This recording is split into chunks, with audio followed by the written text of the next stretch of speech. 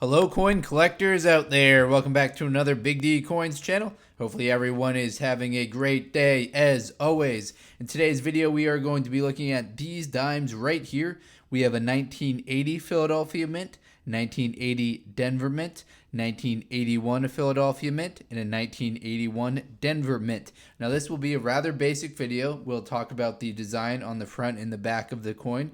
We'll talk about how many coins were made for each four of these. We'll talk about the value of each of these coins, and we'll go into any error coins associated with these years for these mint marks. And for the end of the video, I have this special roll saved to share with you. So if you're into kind of international coins, stick around and you'll see these 1920 coins.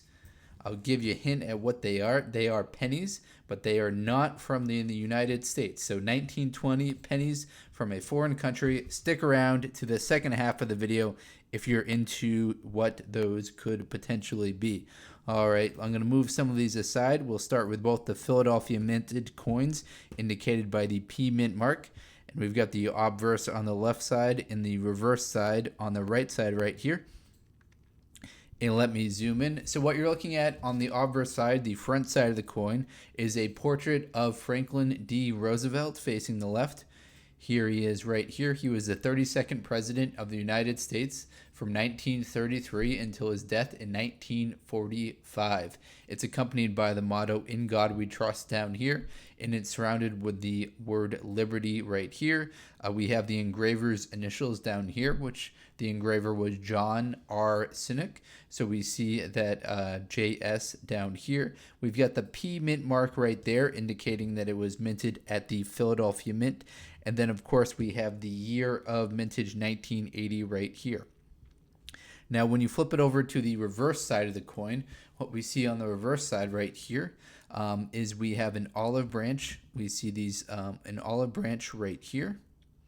And then we've got an oak branch right here, and in between those is the torch. Now, the torch is the greatest indication of how much wear and tear the actual coin has, because it's got these lines going from the vertically from the top to the bottom here, as well as bands going across right here and right here. And those are kind of the high points of the coin, so those will wear out first.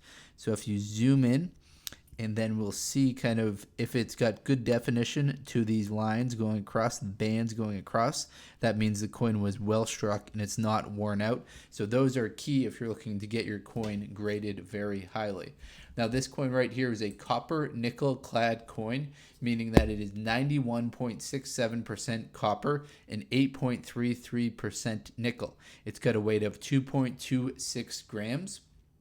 And as we kind of talked about, the reverse side has the torch, the oak branch, and the olive branch. Now, the metal content of this coin was different prior to 1965 from the start of the series after FDR was passed away up until 1964. The coin actually had silver in it. These ones starting in 1965 do not have any silver, and unfortunately that really decreases the value of the coin. Move these two aside right here, and let's talk about the mintages of the 1980p and 1981, and then we'll get into the Denver coins. So the 1980 Philadelphia, there were 735 million of these that were produced. In 1980, 735 million of them produced. 1981 at the Philadelphia Mint, there were 676 million of them that were made. Now, both of these coins at a mint state 65 condition, so that's mint state means that it's in the same condition as it came directly from the mint, so it doesn't have any wear and tear like these ones have right here. A mint state 65 is going to be worth $2 for this coin and $2 for this coin as well. And now let's bring in these two coins right here. So these are the Denver minted coins, 1981 and 1980 for the 2 years that we were talking about earlier, except these ones were struck at the Denver Mint. And this one right here is in great condition with these lettering very clear as far as this. It's still got some of the original luster, some of the shine that you would expect to see on a coin that hasn't been too worn out. At the Denver Mint, There were similar mintages for 1980. There were 719 million, and then in 1981 at the Denver Mint, there were 712 million. Both of these again are going to be worth $2 in a mint state 65 condition. Now, unfortunately, there aren't any era coins associated with the 1980 or 1981. In 1982, there is a missing mint mark associated with the Philadelphia Mint. So if you've got a 1982, it should have a mint mark on it.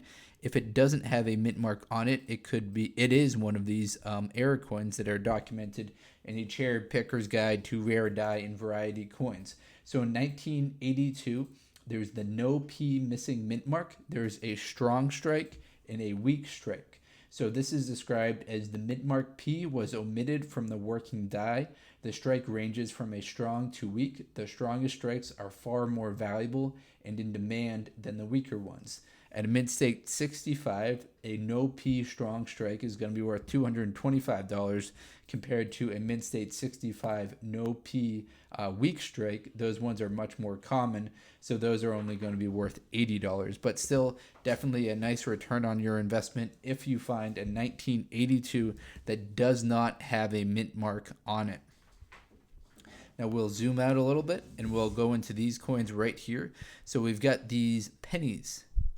And it's in a cool kind of roll right here, an older roll from New York, New York. Now let's open these up and take a look at what's inside.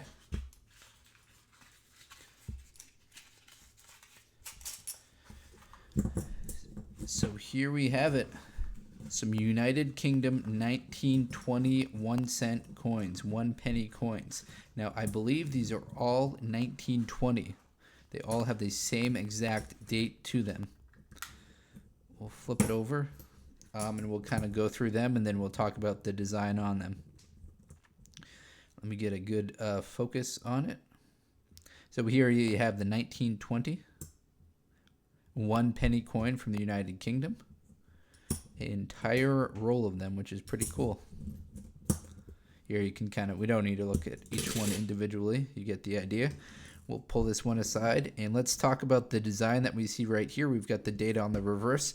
On the obverse side, we flip it over to this. And we have George V on the obverse side. So this design right here was made from 1911 till 1926.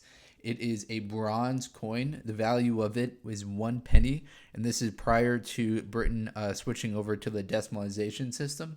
So this coin was worth 1 penny, was worth 1/12 of a shilling, which was worth 1/240th of a pound sterling. So, obviously not very much, especially back then, but 1 penny was worth 1/12 of a shilling.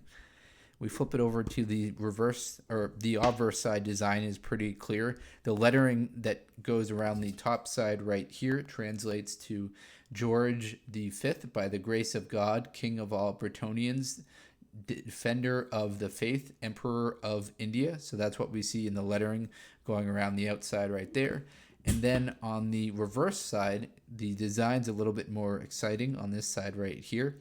We see a seated figure of Britannia to the right with the trident in her left hand. The left hand right here is a trident.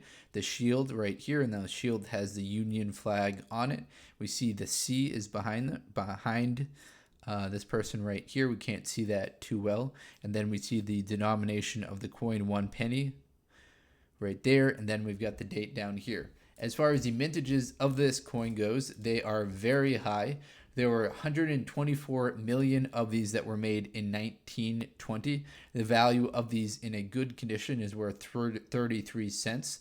When you get up into the extra fine condition, those are going to be worth about $1.09. So hopefully you enjoyed this video. We got a nice little look at this 1 penny coin from 1920. We saw that I've got a whole roll of them in varying condition here. And we talked about these basic coins right here, 1981 Philadelphia Mint, a 1981 Denver Mint, as well as a 1980 Denver Mint and a 1980 Philadelphia Mint. These four coins right here aren't going to be worth more than face value when they're circulated condition.